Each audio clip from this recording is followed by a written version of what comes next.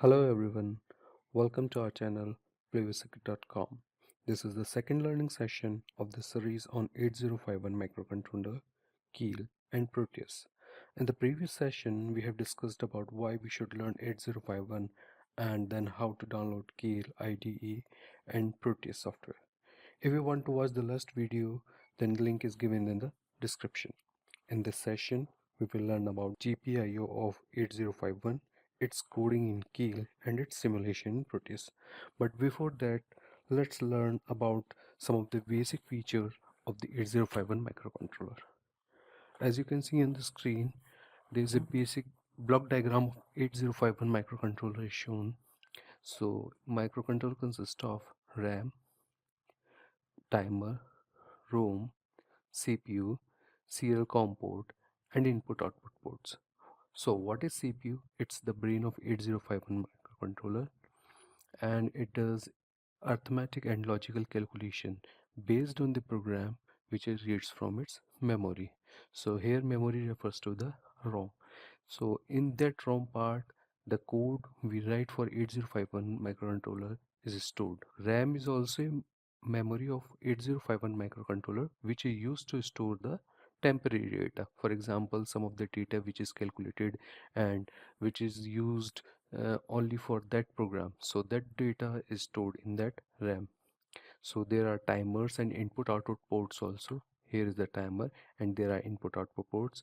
So timer is one of the peripheral of the microcontroller which is used for the timing calculation. This timer can be programmed for different timings. For example, we can program it for 1 millisecond, for 1 second, for 500 millisecond, and based on the program it runs. There are 4 input output ports in 8051 microcontroller which are used to interact with the real world.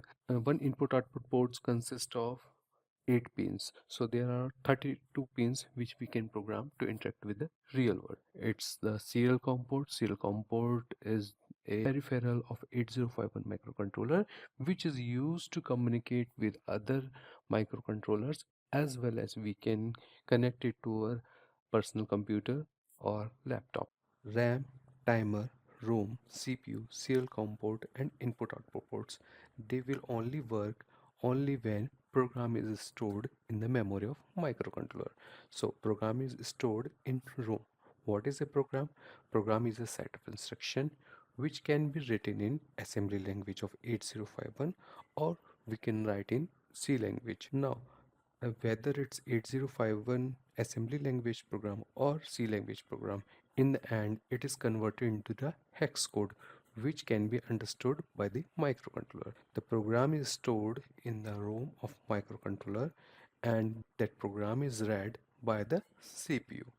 CPU read the program of 8051 from ROM and uses RAM for its calculation. Now, calculation is done by CPU. In CPU, there is ALU, arithmetic and logic unit, which does various calculations for the CPU. Let's talk about the features of 8051. So it has 8 bit of central processing unit which can work only on 8 bit of data at a time.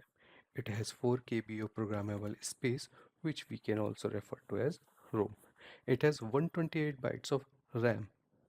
RAM is random access memory which is used for saving of temporary data. So there are two independent timers which can be programmed counters as well. There are 32 input output pins which are divided into 4 ports which can act as input pin as well as output pin. There are 6 interrupt sources. So what are interrupt sources? Interrupt sources are the one which interrupt the normal functioning of 8051. When an interrupt occurs, then CPU stops running its current code and it jumps to a special routine. For example, you are the CPU and you are working on some code. Now, when a postman comes at your door for giving the letter, then you go to the door, receive the letter, and do your previous work, what you are doing. So, similarly, interrupts work. When the program run on the microcontroller normally and there is any interrupt occurs, for example there is an interrupt occur at the input pin, a key is pressed, so what happens, The CPU stops its normal function and executes the ISR related to that particular input pin and then restart its previous job. There are 6 interrupt sources, which means there are 6 ways to directly interrupt the CPU. When the interrupt occurs, then CPU stops running its code, jumps to the special service routine, execute its code, and then restart its normal running code.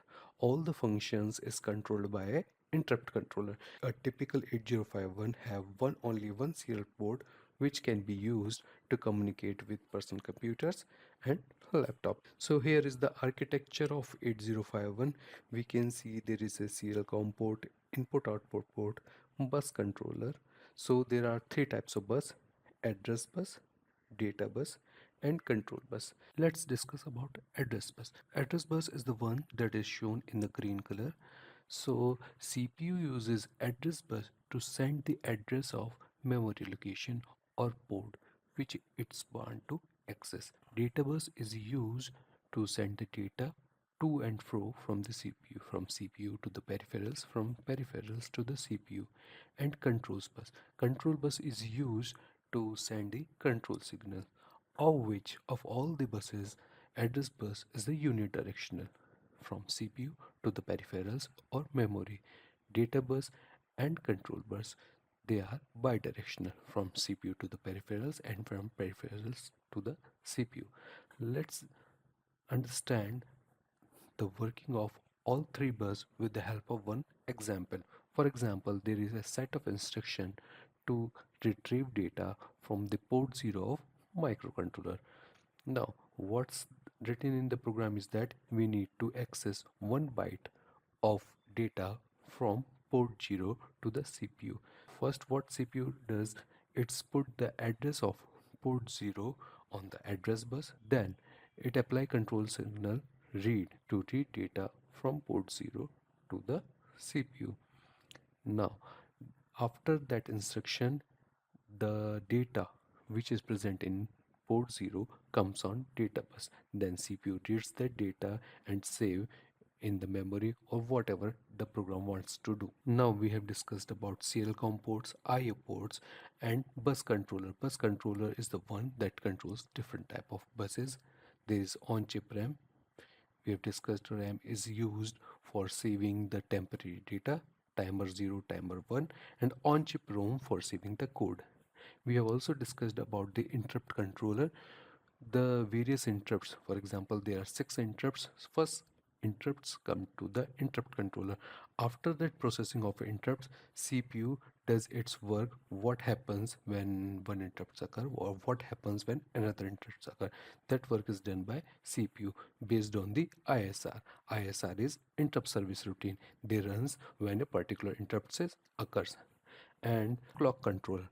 On the clock controller, there is one external crystal oscillator which is connected on the clock controller, which is used to provide the clocking signal to the CPU. So basically 8051 is based on the hardware architecture. Hardware architecture means its code memory and data memory are 2 different physically separate memories. It's a 8-bit microcontroller.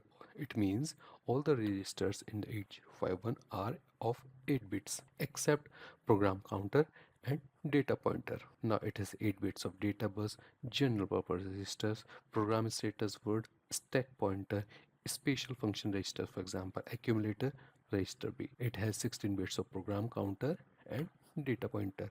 8051 consists of 4 KB of ROM. Maximum it can go up to 64 KB of program memory. RAM, it consists of 128 bytes of RAM and 128 bytes of SFR memory. There are 32 pins which are divided into 4 8-bit ports, namely P0, P1, P2 and P3. And the serial port which are attached to the CPU is full duplex. Full duplex means we can transfer the data or read the data at the same time. So interrupts which can be processed by 8051 are reset, external hardware interrupts, timer 0 interrupt, external hardware interrupt, timer 0 interrupt, serial COM port interrupts, RI and TI. RI means receive interrupt, TI means transfer interrupt. Now we have discussed about data bus. Data bus consists of 8 bits of data which can be transferred at a time, and address bus is of 16 bits. As we can see in the screen, there is a description of RAM. From 00 to 7F is the RAM we can use, and from 80 to FF is the SFR memory. It is used directly by the CPU, or we can read the constantors SFR memory using various instructions. So whatever data we used, calculations, it can be stored in the RAM. So RAM has different register bank 0, 1, 2 and 3. After that there is bit addressable memory, and there is scratchpad RAM. And here is a block diagram of ROM of 8089C51 from location 000S to 0FFH. It's the memory of 8051 microcontroller. So in address bus, it can address up to 64 KB of memory. How it can be calculated? There are 16 bits which can store either 0 or 1. So it can have maximum combination of 65536. 65,536 combination it can have, and one location can store 1 byte of data. So 65,536 into 1 byte is equal to 64 into 1024 into 1 byte, which can store up to 64 KB of data. Now we have discussed the basics of 8051.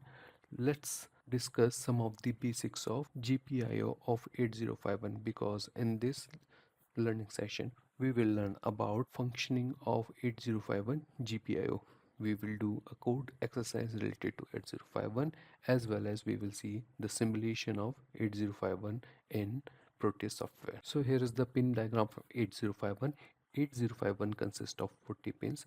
So how we identify pins from 1 to 40? From this, from left to right we make a U, and in this way we done the numbering of pins of 8051. Which is the number 1 pin and which is the 40th pin, we can check the notch which is made at one side of 8051 to check its pin number 1 or its pin number 40. And when we see the pin number 1, we do the numbering 1 2 3 4 up to 20, and then from another side from down to up 21 22 23 24 and then up to 40. Then first 8 pins are port 1, and then there is a reset pin, and after that RxD, TxD, interrupt pin, INT0, INT1, and there are 14 and 15 timer pin, read write pin, and pin number 10 to 17 it consists of port 3. Now there is one pin 18 and 19, on which external crystal oscillator will be attached. Pin number 20 should be connected to ground, and pin number 40 should be connected to VCC, that is 5 volts. And now there is pin 0, pin 0 0.0, 0 0.1 and up to 38 to 8 pin up to 0.7. So it consists of port 0. After that is EA slash VPP pin, ALE slash proc pin, PSEN, and then there is a port 2. So each of the port in 8051 consists of 8 pins, and these can be used differently. For example, port 0 can be used as data pin as well as address pin in other conditions. Similarly, port 2 can be used as a data pin as well as address pin. Port 3 can be used as IO pin as well as special functions. For example, 10 and 11 consist of the serial ports.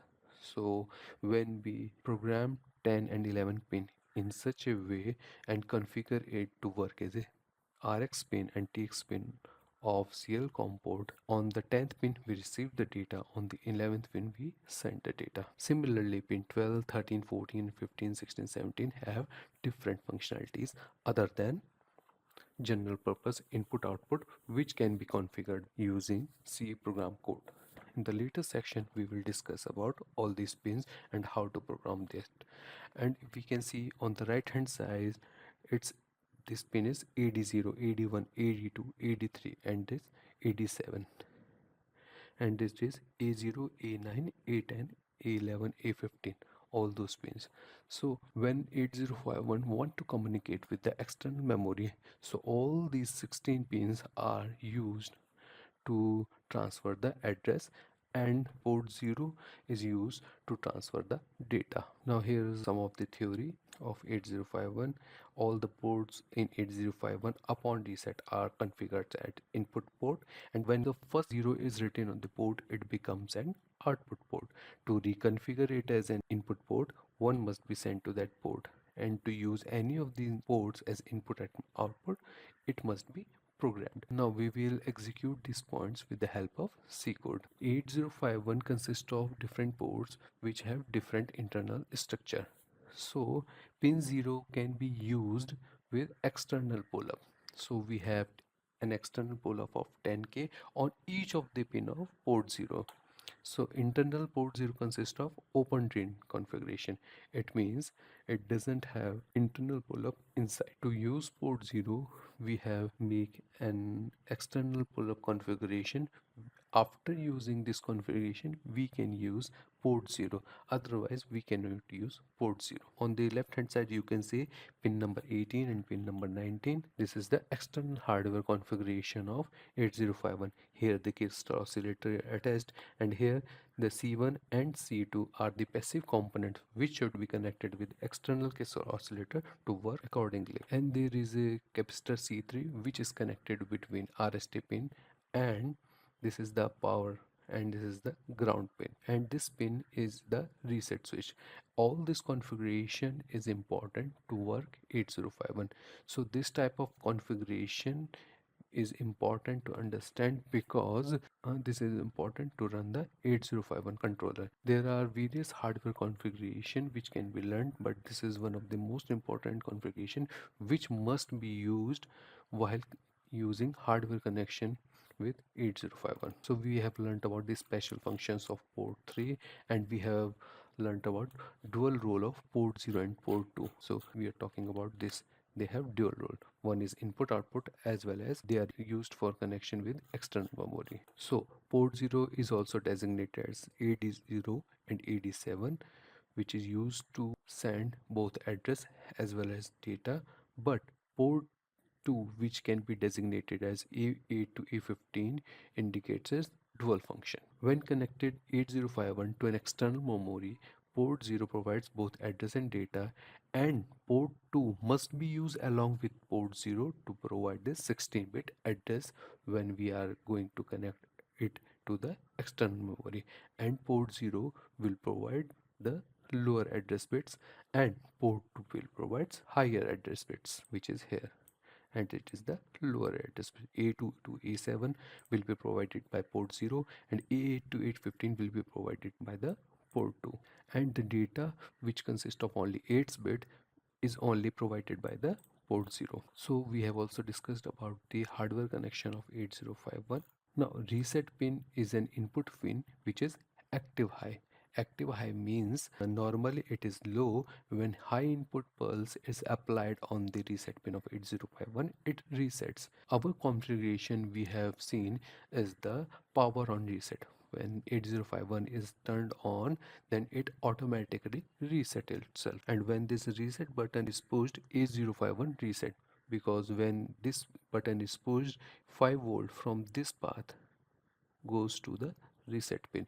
And for a microcontroller, especially a typical 8051 microcontroller, to reset, it should have high pin for up to 2 machine cycle.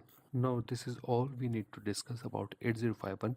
Now we will jump directly into the writing code for GPIO of 8051. Let's start with the programming. Go to Keel Software.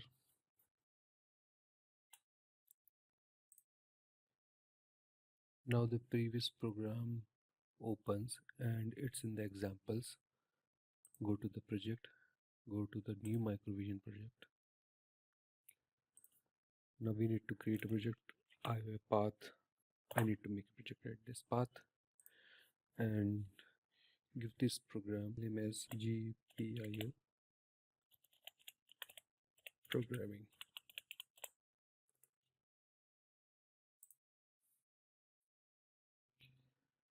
Now I select a microcontroller. Our microcontroller is 8089C51. Here it is, 8089C51. Yes. Now this type of project will open. This is the project window. This is the target, and this is the startup port. Add new item to group. C file. Name it as main.c. Add. Now include the basic include. Insert rg51.h and main. So I have written the main program, included the header file, and let's compile the code. We can compile the code using these buttons. This is build and this is rebuild. Let's rebuild. In this main file, we can see that code hex code is not produced. To get the hex code, go to this options for target, go to the output, and go to create hex file. In this way, we can create the hex file. Click on OK, and before that, we can check. You can check all the options. What is written, what is not written, and for debugging, we will use the simulator. For we can simulate the function of 8051 within Keen only. Here are the utilities and device. We have selected 8089C51. All the properties of 8051 basic properties are written here. Okay, so let's make a program to blink the LEDs which can be connected to port 0. Now write it in comments. Blink LED connected at port 0. In this way we can write the comment. So this is our diagram. We need to add an LED bar at port 0, and for using port 0, as we have already discussed, we need a pull-up resistor, and to make that pin an output pin, we need to write a bit on port 0. And what does that bit do? Let's see.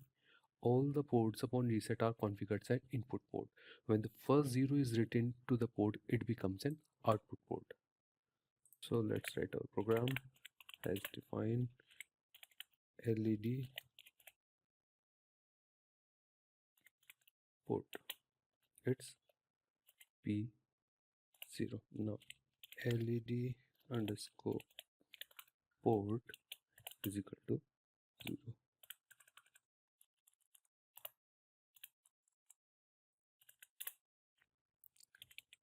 Make port 0 as output port. Now we will write a while loop. So before the programming, we must have to learn basics of C. I will try to tell all the basics of C, but in the meantime, if you get the time, please learn about basics of C language. So this is the while loop.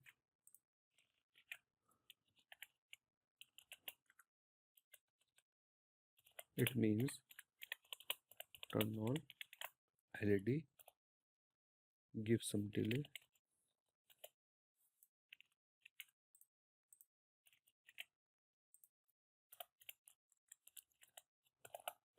turn off LED, and then give some delay of how much millisecond? Let's say 500 millisecond. This is the delay function which gives 500 millisecond delay. Let's write delay. So this is the multi-line comment, and this is the single line comments. So whatever we write in the comments, it is not compiled. It is not considered as a part of program for the compiler. Now we need to write the definition of this function. Void. This is unsigned int delay in millisecond. This is the delay function. Now copy this.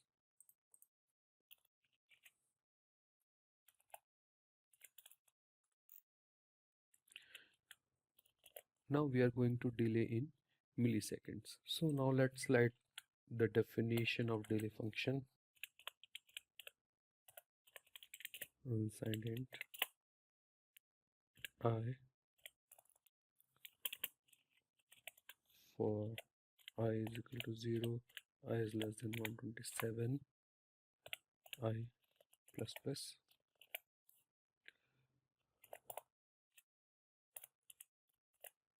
So this empty for loop will give the delay of 1 millisecond.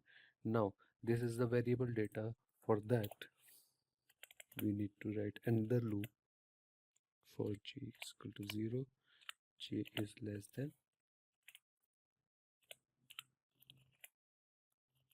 Now let's compile the program. It's giving unidentified and identifier j. Let's write j over here. Let's compile the program. The program has been compiled. Program says turn on the LED, give a delay of 500 milliseconds, turn off the LED, give a delay of 500 milliseconds. So how come I know this delay should be for 127 loops for 1 millisecond? So in the later videos, when I will tell you about timer programming, I will tell the reason about that. Okay, till yet let's consider that delay is for 1 millisecond and we put that delay for example 500 into delay for 1 millisecond, it gives delay for 500 milliseconds. Now this is working. Let's check the simulation. Go to debugging and click on this button. Now from the peripherals, from the I ports, click on port 0. So let's run the code. We can see only this bit of this LED port is only working, but we are going to blink all the bits of this LED port. So we have done a wrong thing. Secondly, this bit is not working in real time. We have given the delay of 500 millisecond, but it's not running that way. So let's correct the program. Now click on this button to start and click on this button to stop the debug session. Let's write comment over here. It's a good thing to write the comments. Macro for LED port. Now go to options, go to debug, limit, click on this checkbox, limit speed to real time. Now we are turning all the LED, we are turning on only bit 0 of LED port. So if we write 0 cross F over here and 0 cross 0 over here, we can toggle all the LEDs. So let's compile. Now run the debug session. Now this port 0 is already on. Run the program. Now all the bits are blinking. We can also stop it, reset the controller, also go to the main code, put a breakpoint over here. Now run the code.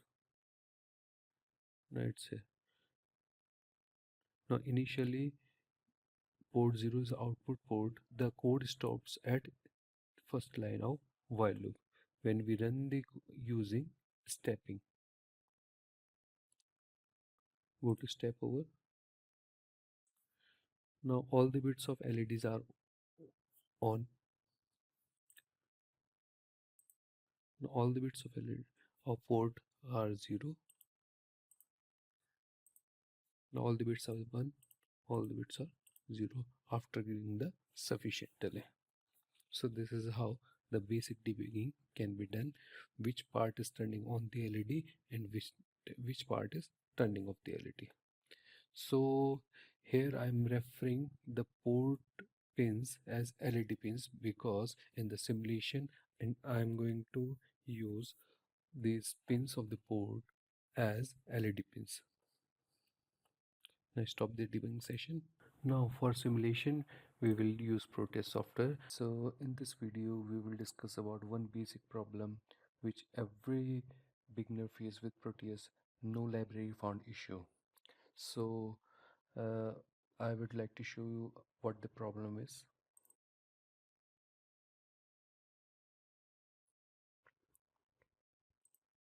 Now go to file and make a new project.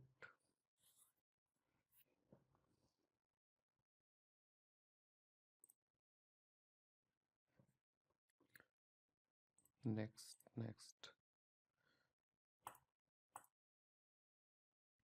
Now in this new project, whenever I'd like to add the components, I will go to this section. Now it says no library found issue. Now to solve this particular issue, we go to the path of this Proteus 8 Professional.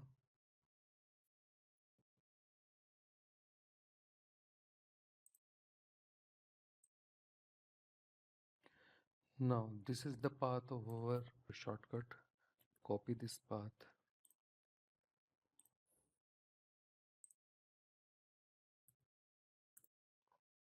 Now paste this path in the address bar. Go to Proteus 8 Professional folder. Right click on that.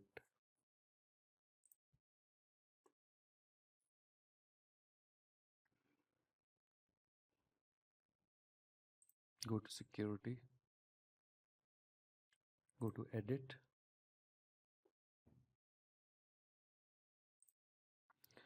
Now click on full control and modify, and then apply, and then OK.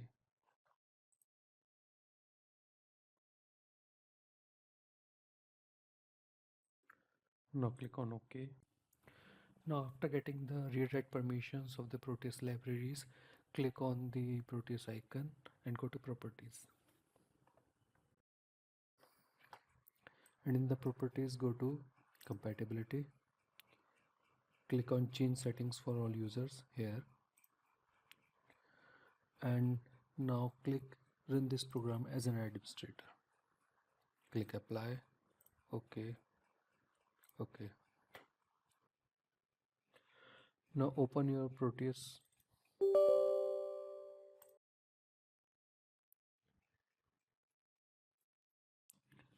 Now click on add devices.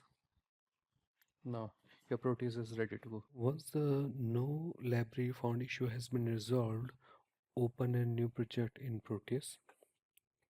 And firstly we need to now add components. So go to pick and write 8089C51. So this is 8089C51. Select this component, press OK. Now we need to add the peripheral components. First we need to add crystal oscillator.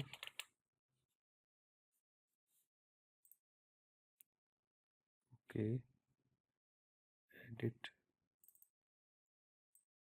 Now we need to add resistor.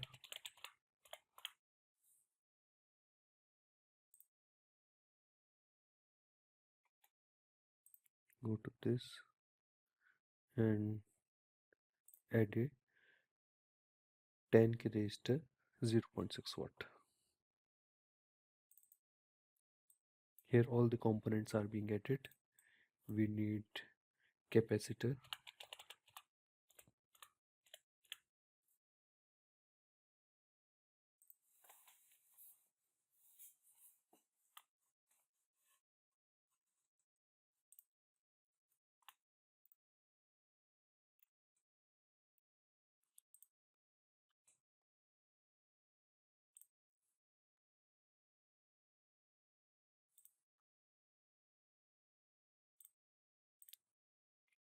so we need a electrolytic capacitor, edit.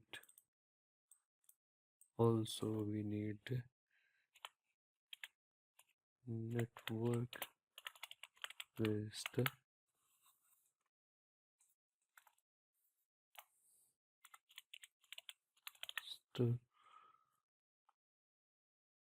register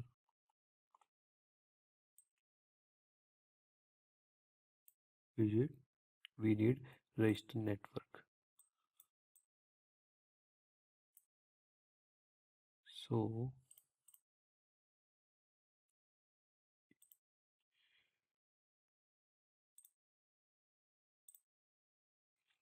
add this device. We also need push button.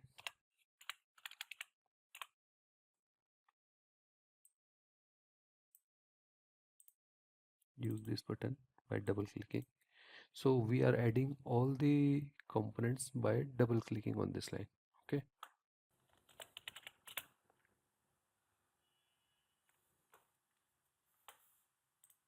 Go to optoelectronics. Add this. Now add capacitors of value 33 pf.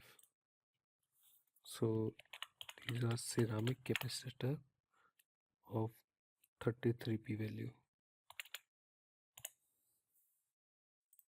So add this capacitor. First add crystal oscillator.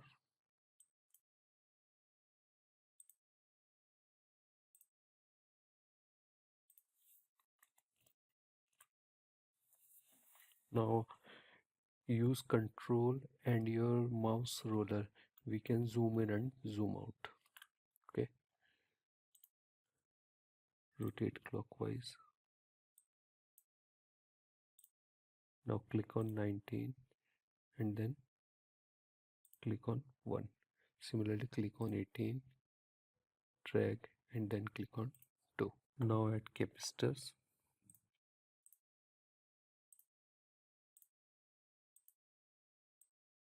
We can drag them also by left click and then drag also. Connect it and then connect it to the ground. So here is the ground. Go to terminal mode and then to ground. So here we get the terminal for ground as well as terminal for power, which is this. Now add reset circuitry. Go to components. This is the component mode and we have electrolytic capacitor. Put here. Rotate anti-clockwise. Power. We have power. Connect it to EA. Connect it to RST.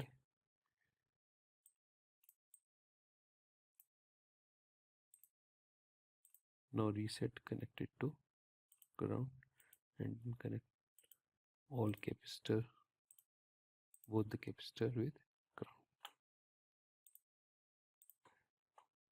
Now we don't need to connect reset pin directly with the ground, but before that we need to add a resistance.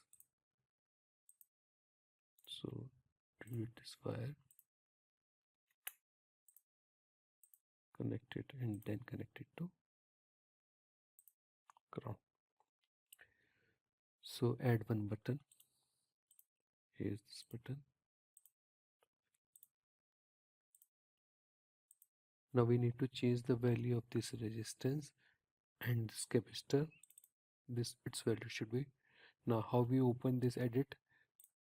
Now go to this string and double click it. Write 10, press enter. Change the value of this resistor. Write 8.2. Now we need to add a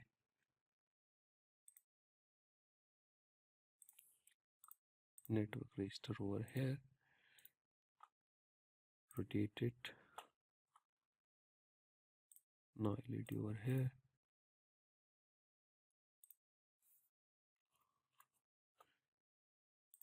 Connect all the pins of LED with all the pins of microcontroller and connect all the resistance for pull-up. Now for pull-up action, go to terminal and use the power terminal and connect it to one end of this resistance bar. So now we have almost completed the setup. Now double click on this IC. So clock frequency we are using 11.0592 megahertz.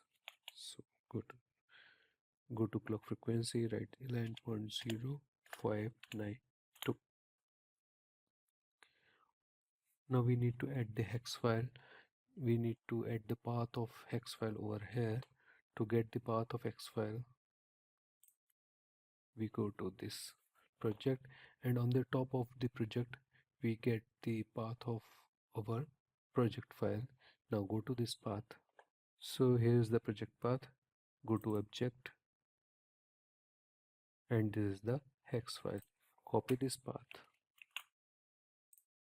go to Proteus.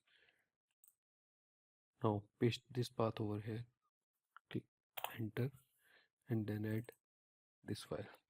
Click on OK.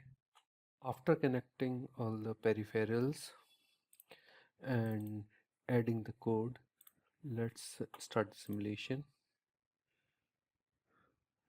Now LEDs are not blinking, so we haven't connected the ground, that's why it's not working. Stop the simulation and add the ground.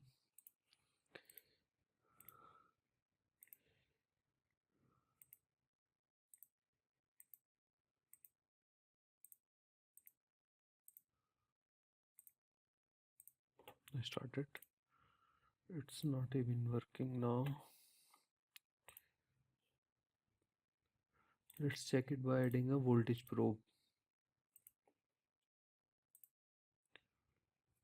It says 1.7 volt, but after even applying 1.7 volt, the LEDs are not working. It means the current which is flowing through the LED is very less.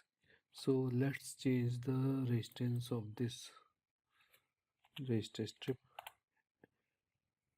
Now the network resistance is of 1K. Now run it. Even after giving the 1K pull-up, it's not working. Let's change the resistance to 100 ohm. For 100, just write 100. Okay, and then now it's working. So the voltage across the LED is same. We have changed the network resistance, pull-up resistance. Now it's working. So let's change the delay time to 1 second.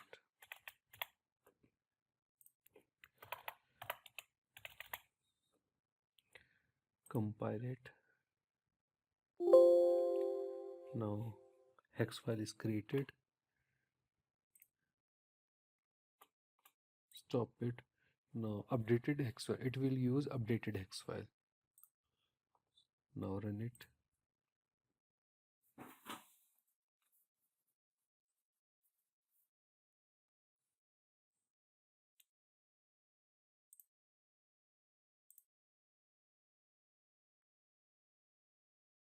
So that's how simulation is being done. There are various problems we face during the simulation, but with proper approach we can achieve what we want to achieve. That's all for today. Thank you for watching.